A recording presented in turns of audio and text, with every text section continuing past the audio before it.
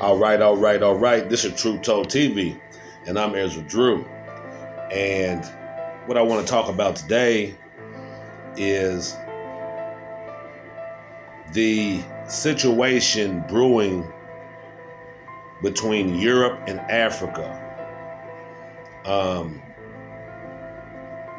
If a lot of you are not aware of it, on July 28th, Niger did a coup and took down their sitting president.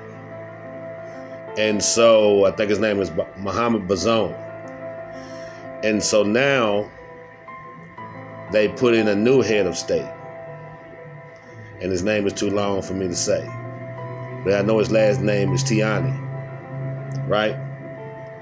Now the thing about that is this. The reason why that they did that is because the president of Niger before was coming off a little soft, and it was like he was a puppet president for the West. Issue with Niger taking down their president, now the problem is now that president is out of the way, now Europe can't have their way with Niger. What do I mean? Have their way. I mean, ever since the war with Russia and Ukraine, Europe, number one, Italy has become the hub for natural gas in Europe. There's a pipeline that runs from Russia through Ukraine and supplies Europe with natural gas. Well, ever since this war with Ukraine, number one, there are a lot of European countries that have an issue with the fact that Russia is fighting Ukraine, right? Also, the pipeline runs through Ukraine. So, I mean, if me and you are engaged in a war and something that you need runs through my territory, of course, that's out of there. Yeah, that's the first thing that goes, is your pipeline going through our territory, because we know it's going to cripple you. At least we are under that impression. So they shut it off.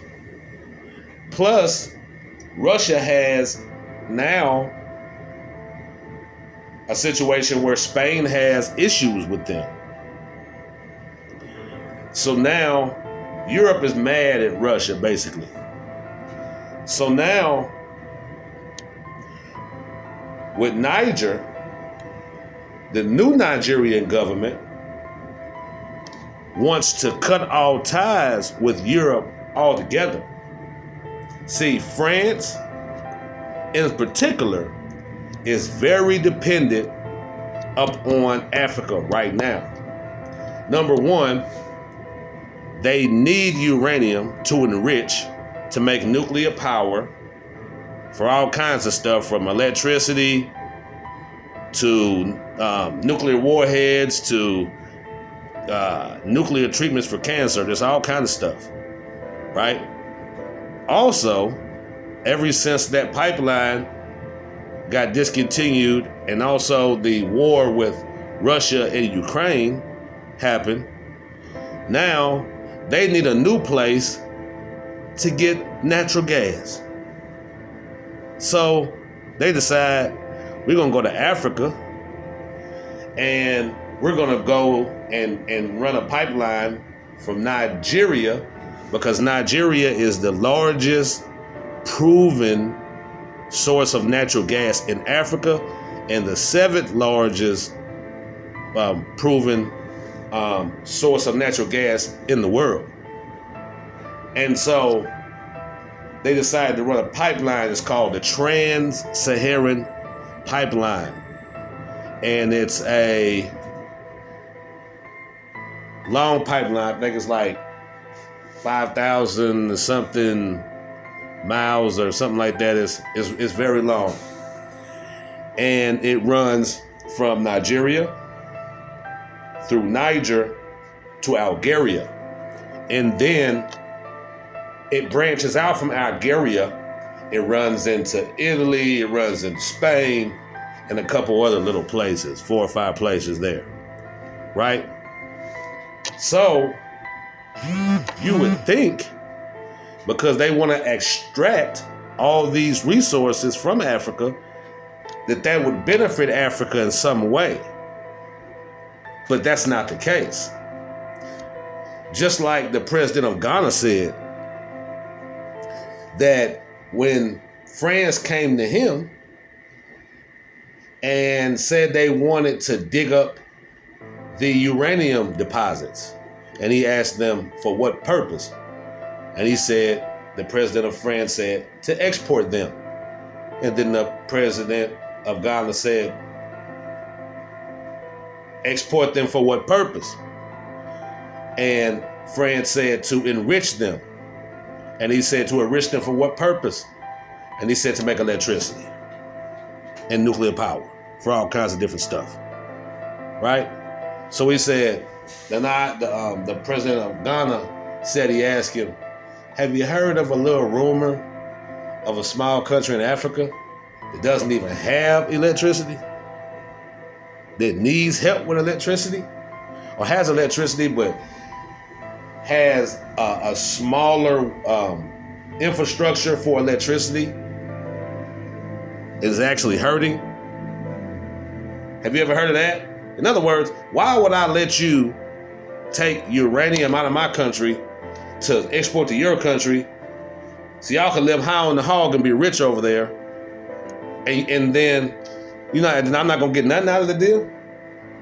It'd be different if you was helping us, and then maybe we wouldn't mind sharing with you, but that's not their deal, right? Even with this Trans-Saharan pipeline, Nigeria, even though it's in their land, they're only going to own 10% of it. 10%. And it's coming out of their land. And so Niger's like, no, we got that puppet president out. Y'all ain't running no natural gas through here. You know what I'm saying? No. And you're not getting my uranium no more. And none of that. And so it goes back to the friend of my friend is my enemy. Russia and Spain got problems right now. Russia and all the United States and Italy and all these European countries got problem with Russia right now. That's why that's why the United States has Russia under sanctions. And that's not even working. Because when you sanction a country, it's supposed to hurt their economy. Russia has the largest economy in the world right now. You know what I'm saying? So now that Africa wants to unite and they want to be done with Europe and getting robbed by Europe, Russia is willing to help them. Why? The enemy of my enemies is my friend. So they are obliged to help Africa get independent and to build their own nuclear enrichment plants and uranium enrichment plants and things of this nature, where they can basically use their own resources and sell it to the Europeans at a price like it should be happening.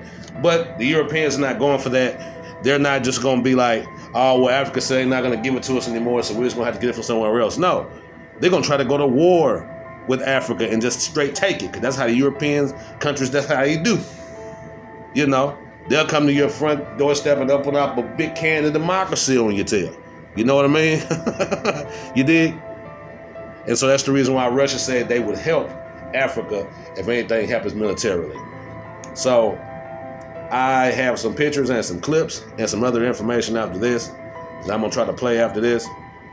But nobody was talking about that, so I want to bring that out. So that's the Trans-Saharan pipeline. This is Ezra Drew. Peace. Form of colonialism, barbarism, we imposed this modern form of slavery. We were taught one thing. A